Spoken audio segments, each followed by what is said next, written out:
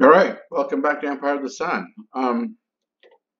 Okay, so we moved a few cards ahead just to show you what he has been doing so far. He basically abandoned Rabal. Okay, and what's interesting about this also is that he played, I think, the Battle of Santa Cruz card, and he played it. He activated South Seas HQ. He started to move forces back. What's interesting here, and I know you probably know the rule, but just in case you don't. What's interesting is that he moved the Japanese naval brigade that was here in Rabaul and he moved it up to Iwo Jima.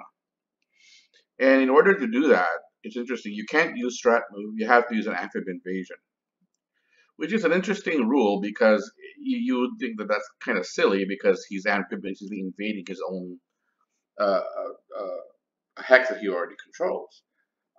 It is, unfortunately, the way it has to be done because you can only strat move into a port, and Iwo Jima is not a port.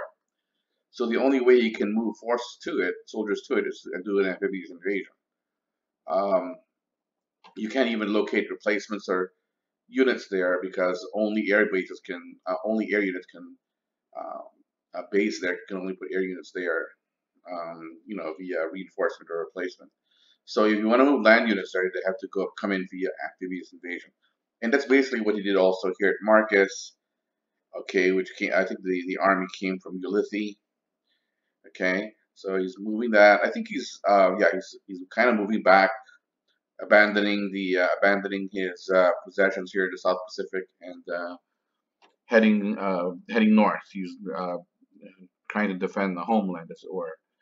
Not really sure I agree completely with his strategy, and I'll talk about that maybe a little bit later.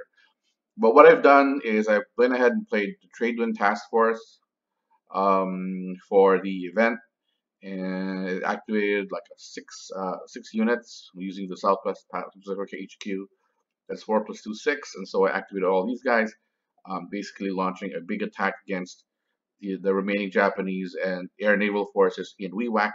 And also here I tried to uh, pin these Japanese forces here.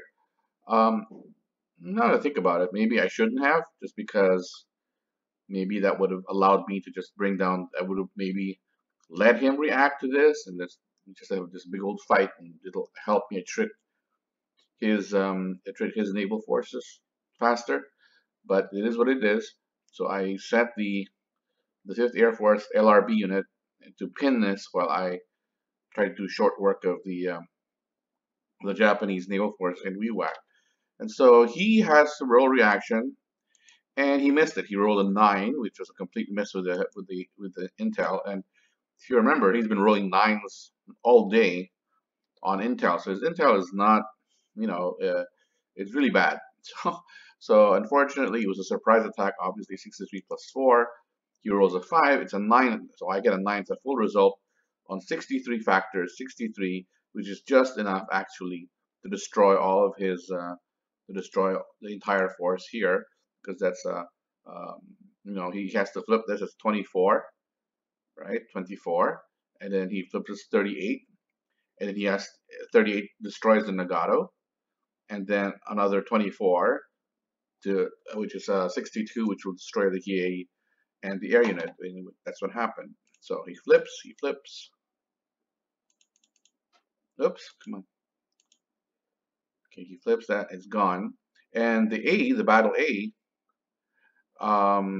goes, and then I roll a 9, another 9, but this time it's a critical hit against his fleet, which is it's absolutely flabbergasting for him, because this is like an incredibly lucky turn for me, because I was able to score a 9 on just the right time. You rolled a 9 for intelligence, would be everything a surprise attack, and this A unit, scored a critical hit against the Japanese fleet here.